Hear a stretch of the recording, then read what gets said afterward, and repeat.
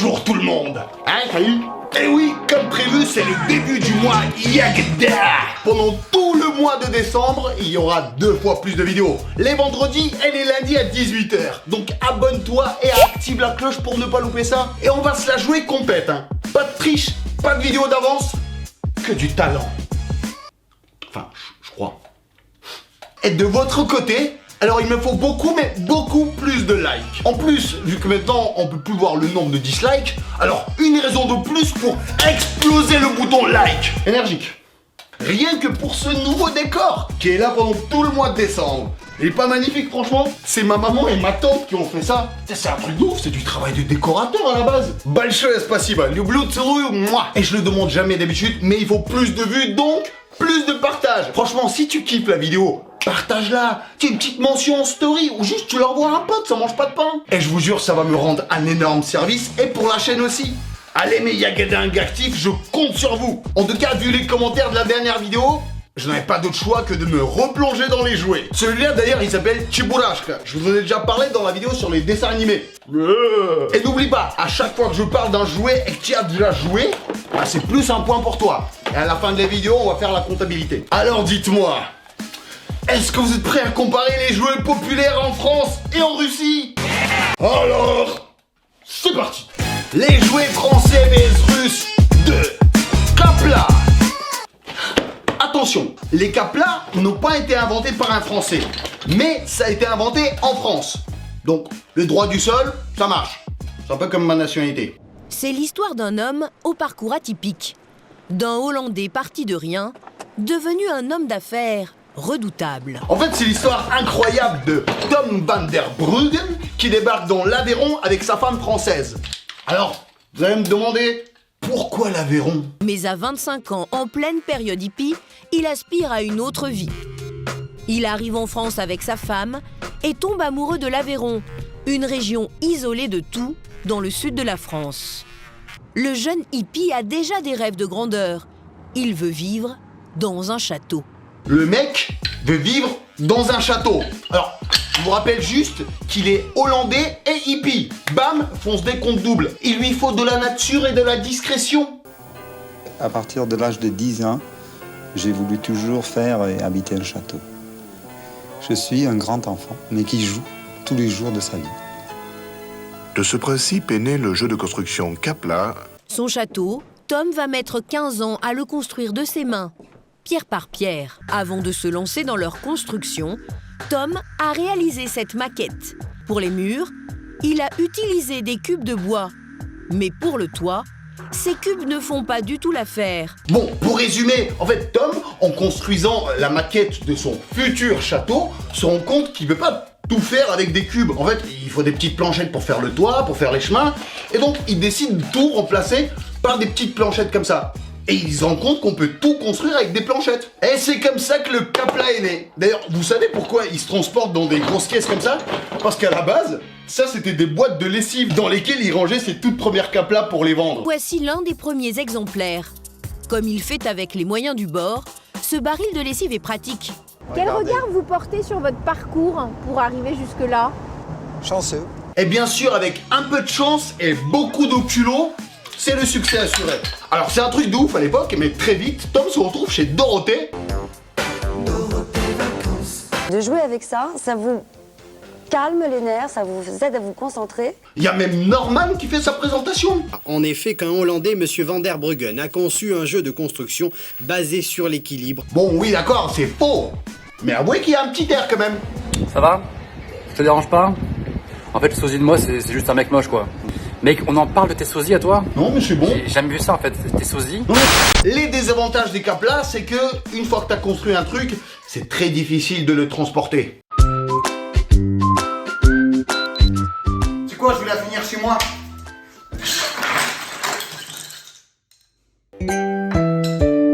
Et puis c'est tellement prenant là de construire des monuments avec des petites planches.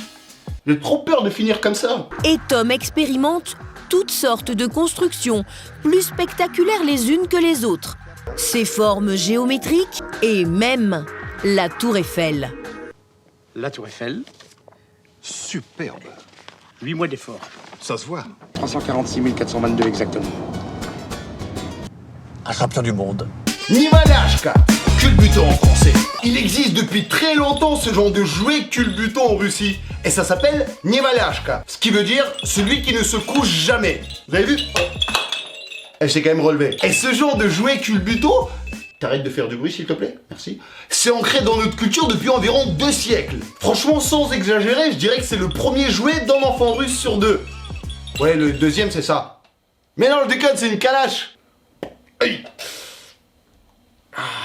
Mais son origine est beaucoup plus lointaine et surtout beaucoup plus glauque. Les premiers culbutos, en tout cas ceux qui s'en rapprochent le plus, ont été inventés au Japon et ça s'appelait les daruma. Alors c'est des figurines comme ça en papier mâché qui représentent un religieux qui était à l'origine du bouddhisme zen. C'est un mec qui s'appelle Bodhidharma, très connu, d'ailleurs c'est de là que vient le nom Daruma, Bodhidharma, Daruma. Et pour être zen, ah ça il était zen, il était même zoom zoom zen. En fait on lui a refusé l'entrée au monastère de Shaolin et le mec, pour montrer qu'il est déter, il s'est mis devant le monastère en position zazen, c'est Kamas, pendant 9 ans.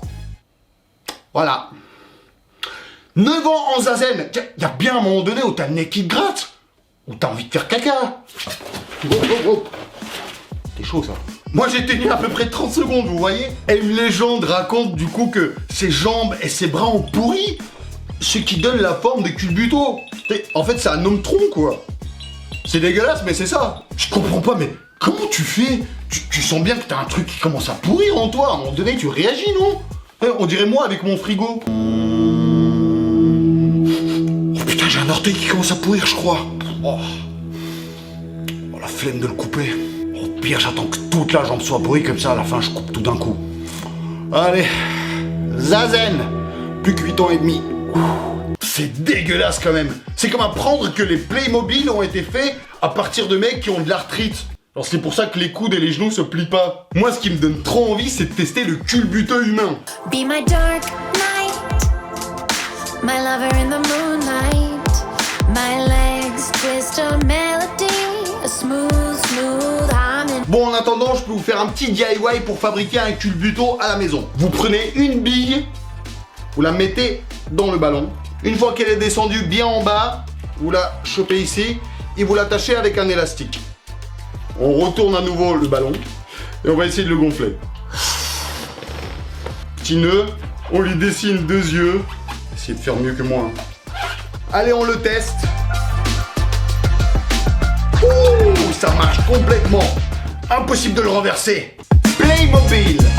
Je pense que vous connaissez tous les Playmobil, hein, ce genre de petits bonhommes là. Alors, oui, c'est pas français, c'est allemand, mais ça a été quand même super populaire en France. À la différence des Lego, t'avais quasi rien à construire. T'avais déjà les décors et les bonhommes prêts à jouer.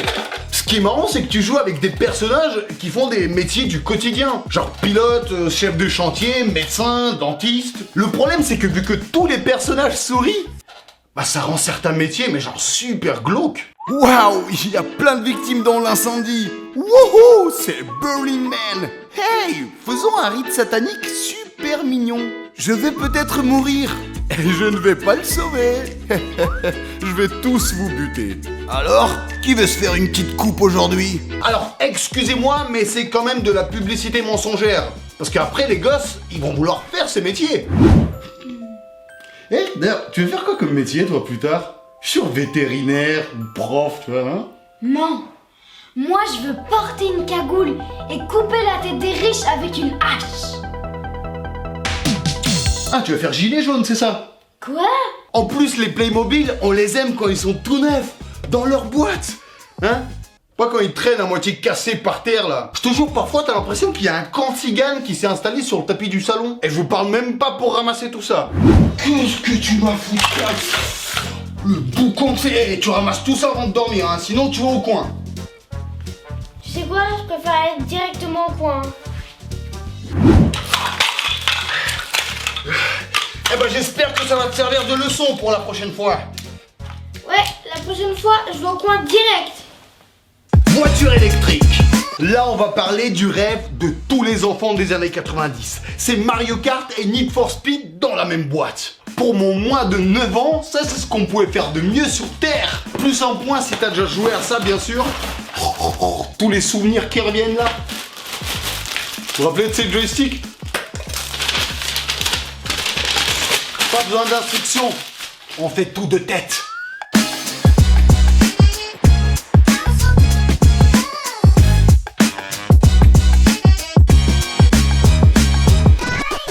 Vous voyez ces petits capteurs en métal sous la voiture? Bon, en fait, c'est le même principe que le tram.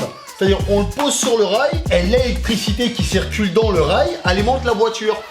Et vous voyez le petit bitonio là? Bah, lui, il sert pour tenir dans le rail, justement. Il s'est accéléré trop vite, bah ça déraillait. Allez, c'est parti pour la course.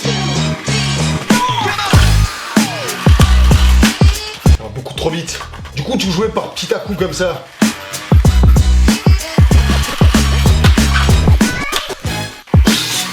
Pourquoi ils sont retrouvés sur le même rail?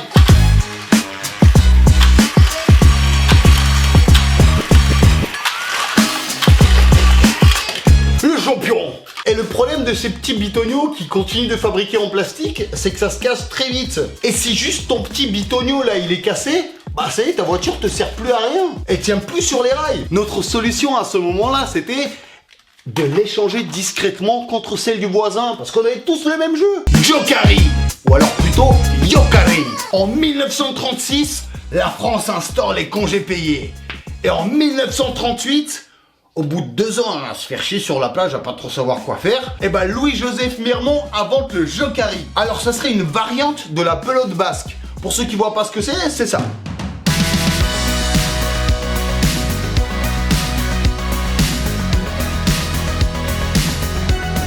Ouais, du squash avec des bras d'alien. D'ailleurs, le nom complet du jeu en basque, c'est Euskal Jokari, qui veut dire littéralement joueur basque. Alors, je l'ai deviné tout seul, hein, s'il y a des basques, corrigez-moi si c'est bien ça. Et les basques, Eskerik Asko. Putain, c'est ouf. Eskerik, ça veut dire merci en basque. En fait, Lil Pump, il est basque. Eskerik! Eskerik! Eskerik! Eskerik!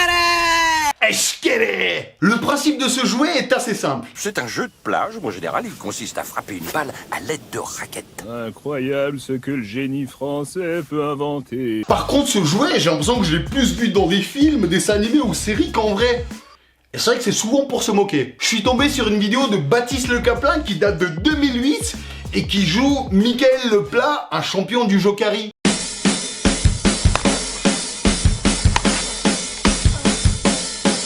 Michael Leplat. Ça fait maintenant 9 ans que je pratique ce sport et qui est pour moi c'est une passion. Ça a été posté par la mairie de Levallois-Perret. Ça n'a aucun sens.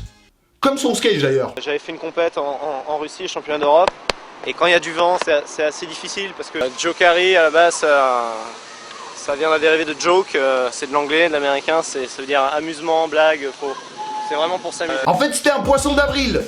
Posté le 2 avril. J'ai l'impression qu'aujourd'hui, les seuls qui fabriquent encore de vrais Jokari authentiques, c'est la marque Joke. Alors c'est pas un placement, je vous jure, je vais rien gagner dessus, mais c'est juste que je les trouve super beaux. Et je culpabilise aussi un petit peu parce que j'ai pris un bal d'images sur leur site. Franchement, ils sont magnifiques. On dirait pas que ça date de l'époque. Ah, la belle époque de 1939. Pas si belle époque en fait. Ouais, ça a été breveté en septembre 1939. Et pour ceux qui ont suivi un peu en cours d'histoire, bah, c'est pile le démarrage de la Seconde Guerre mondiale. Si le débarquement sur les plages de Normandie se serait passé sur les côtes basques, je suis sûr que ça aurait pu donner complètement autre chose.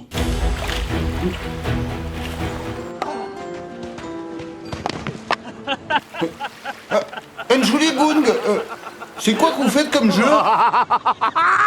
23-0. C'est la piquette, Jack. Tu sais pas jouer, Jack. T'es mauvais. Grave. T'es trop mauvais, Jack. Je peux jouer, moi, en échange de la mitraillette? Les anneaux dans l'eau. Oui, alors, ça ne veut rien dire anneaux dans l'eau, mais en même temps, comment tu veux appeler ce jeu-là? Ça fait partie des faux jeux vidéo de notre enfance. Regardez. Alors, je ne sais pas comment ça s'appelle, je ne sais pas d'où ça vient, mais je suis sûr que ça doit vous parler, ça. Tu lances des anneaux comme ça, en fait, qui doivent atterrir sur des pics. C'est un peu du basket à l'envers, non? Ouais, c'est une sorte de Game Boy avec un seul jeu. Et pourtant, je connais plus de gens qui ont fini Cyberpunk 2 plutôt que ce jeu d'anneaux. Et pourtant, il y a beaucoup moins de bugs, hein. Le pire des bugs, c'est quand t'as plus d'eau. Télécran!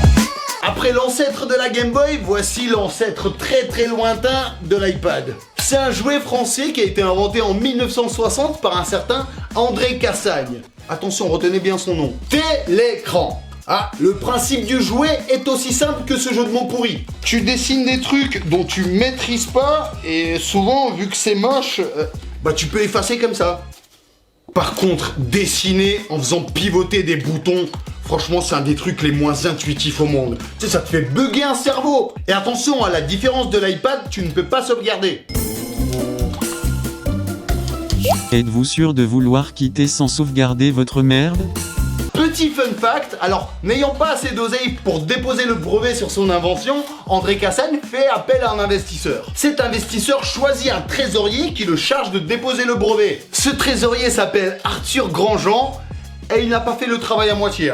Ah, mon pote, pour déposer, il l'a déposé. Il s'est tellement bien occupé de toutes les démarches administratives que c'est son nom qui figure sur le brevet. En googlant en anglais, c'est toujours le blaze d'Arthur Grandjean qui ressort pour l'invention. C'est abusé, non ? Et bientôt, on va apprendre que Steve Jobs, c'était le comptable de chez Apple. Ce qui expliquerait beaucoup tous ces looks. Fidget et occupe-main. Alors là, on va parler des jouets qui n'en étaient pas vraiment. En fait, ça t'occupe les mains, ça t'occupe la tête, mais ça avance à rien. C'est les ancêtres des hand spinners et des pop-it et toutes ces conneries là. Slinky. Commençons avec le Slinky, alias le ressort magique. On est d'accord que ce jouet n'a aucun sens à part t'occuper. Pour vous dire, il n'y a même pas de règles pour y jouer. Juste le fait de le tenir, c'est déjà y jouer. Enfin, c'est le cas de tous les jouets dont on va parler là. Alors j'imagine que ce soit en France ou en Russie, ce genre de petits objets ont dû créer beaucoup de moments de joie et de tension à la maison. Oui, parce qu'il avait tendance à s'emmêler au bout de 3 minutes de jeu, et souvent t'arrivais pas à le défaire, et souvent c'était celui de ta sœur. Ouais, parce que pour les mecs, on avait des ressorts en métal. Yeah! Ce qui était cool aussi avec les ressorts en fer, c'est qu'ils avaient beaucoup plus d'inertie pour faire ça.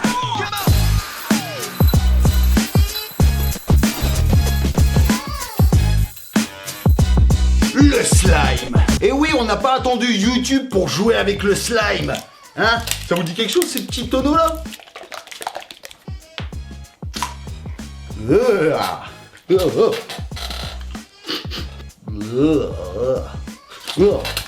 Alors oui, le truc c'est que ça tient mal dans la main. C'est dégueulasse, hein?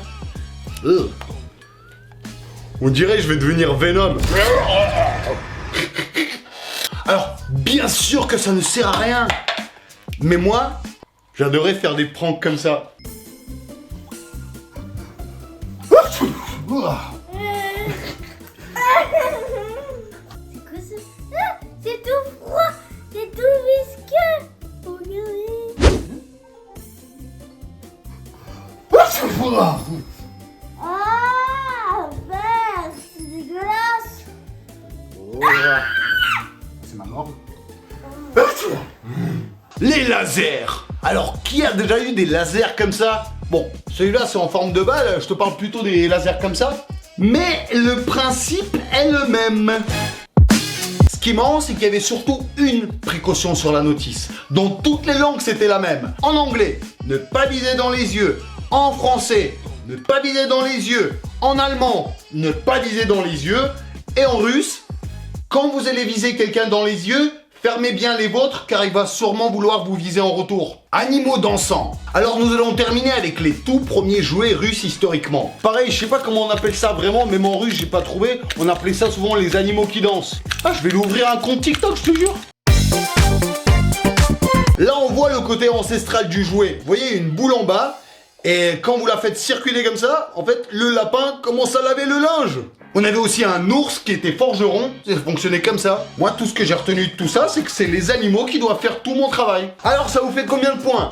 Moi, j'ai eu 8 sur 12. Dans les commentaires, est-ce que vous avez déjà fait vos listes de cadeaux de Noël? Si c'est non, je pense que je peux vous aider pour ça. Car voici une grille, les 3 premiers mots que tu vois là, c'est ce que tu dois mettre sur la liste de tes cadeaux de Noël. Je m'en fous, tu le fais. Bien sûr, tu le mets dans les commentaires aussi, surtout... parce que moi, je suis là pendant 1 heure après la sortie de la vidéo pour lire tout ça.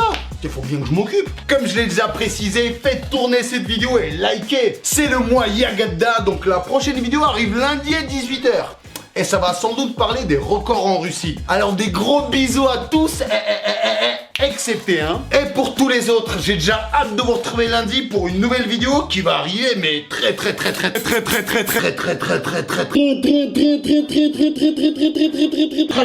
très bientôt.